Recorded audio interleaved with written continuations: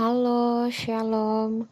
Kami dari kelompok 8. Nah, di sini kami akan membahas sebuah topik dengan judul Pernikahan Beda Agama.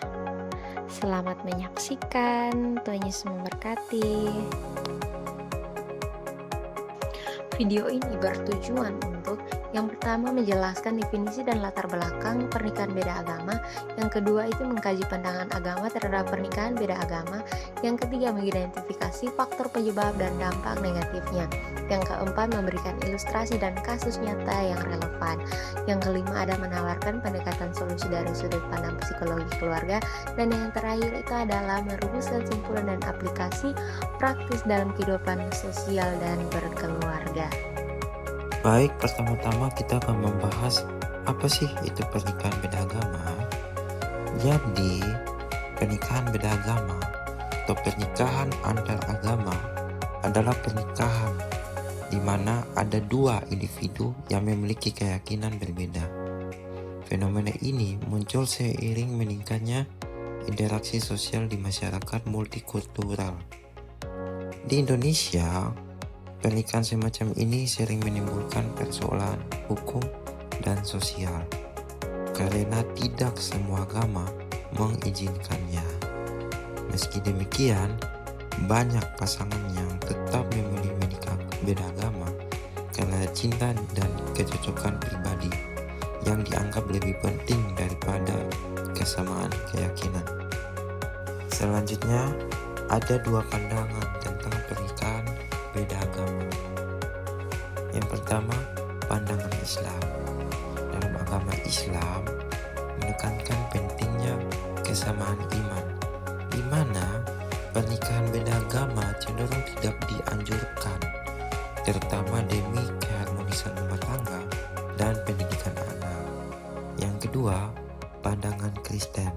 Nah, dalam pandangan Kristen, pernikahan beda agama umumnya tidak dianjurkan dan sering ditolak. Hal ini didasarkan pada ajaran Alkitab, khususnya 2 Korintus 6 ayat 14, yang menegaskan agar setiap orang percaya tidak membentuk hubungan yang tidak seimbang dengan yang tidak seiman. Nah, yang berikut faktor penyebab pernikahan beda agama. Nah, faktor penyebabnya ada 5 teman-teman, yaitu pertama, karena adanya interaksi sosial sehari-hari, di mana pergaulan lintas agama bisa terjadi di sekolah, di tempat kerja, dan di media sosial. Yang kedua, kurangnya pendidikan agama sejak dini, jadi minimnya pembekalan nilai-nilai dari agama, dari keluarga, itulah yang membentuk atau yang menyebabkan adanya pernikahan agama. Kemudian yang ketiga, latar belakang keluarga. Anak dari orang tua beda agama cenderung lebih terbuka. Yang keempat, kebebasan untuk memilih pasangan. Jadi fokus pada cinta dan kecocokan, bukan lagi pada kesamaan agama. Yang kelima, adanya pengaruh globalisasi dan hubungan internasional, di mana pertemuan pasangan lintas budaya atau lintas agama bisa melalui pendidikan, pekerjaan, atau media digital. Kemudian yang berikut, ada dampak negatif dari pernikahan beda agama. Yang pertama, adanya kebingungan identitas, di mana anak akan sulit menentukan kepercayaan yang ingin dia pegang. Yang kedua, adanya konflik batin dan sosial, di mana adanya tekanan untuk memilih satu agama. Yang ketiga, konflik orang tua. Nah, adanya ketegangan dalam rumah tangga yang akan mempengaruhi psikologis anak, di mana kedua orang tua akan berebut atau menentukan si anak akan memegang atau memeluk agama dari pihak satu, yakni pihak ibu atau pihak ayah. Jadi itulah yang dapat menyebabkan konflik. Yang keempat adalah adanya stigma sosial, di mana mungkin ada penolakan dari komunitas dan lingkungan agama tertentu, apalagi di lingkungannya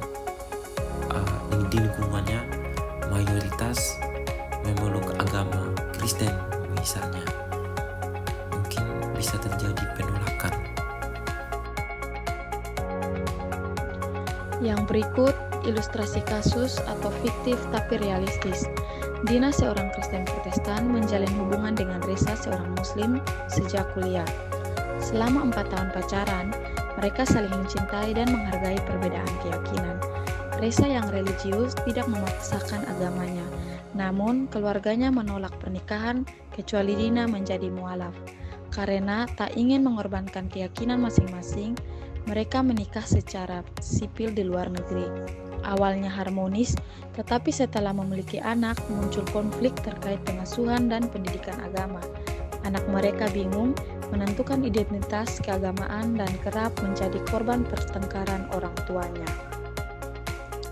Yang berikutnya, solusi atau pendekatan dalam psikologi keluarga dibagi menjadi 5. Yang pertama, family therapy melibatkan seluruh anggota keluarga untuk memperbaiki komunikasi, menyelesaikan konflik, dan membangun pemahaman bersama dengan membimbing terapis. Yang kedua, integrative behavioral couples therapy atau EBCT menggabungkan perubahan perilaku dan penerimaan perbedaan agar pasangan saling memahami dan beradaptasi secara sehat. Yang ketiga, multicultural counseling, terapi yang menghargai latar budaya dan agama masing-masing, membangun ruang aman untuk dialog dan penguatan identitas pasangan. Yang keempat, psikoedukasi dan relationship education memberi bekal pranikah tentang komunikasi, peran agama, dan manajemen konflik untuk mencegah masalah jangka panjang. Yang kelima, pendekatan forgiveness atau REACH, teknik untuk membantu pasangan memaafkan secara emosional, memperbaiki kepercayaan, dan mengatasi luka batin akibat perbedaan keyakinan. Kesimpulan kami kelompok yaitu pernikahan beda agama merupakan fenomena kompleks yang menyentuh aspek sosial, agama, dan psikologis. Meski dilandasi cinta, pasangan kerap menghadapi tantangan dalam menjalani kehidupan rumah tangga, terutama dalam hal pengasuhan anak dan perbedaan keyakinan. Untuk mencegah konflik berkepanjangan dan dampak psikologis lintas generasi, dibutuhkan pendekatan psikologis keluarga yang tepat. Secara praktis, hal ini dapat dilakukan melalui konsultasi pranikah lintas agama, melibatkan tokoh agama dan psikolog, pendidikan agama yang inklusif, serta penanaman nilai toleransi dan identitas diri sejak dini. Itulah pembahasan kami kelompok 8 mengenai pernikahan beda agama.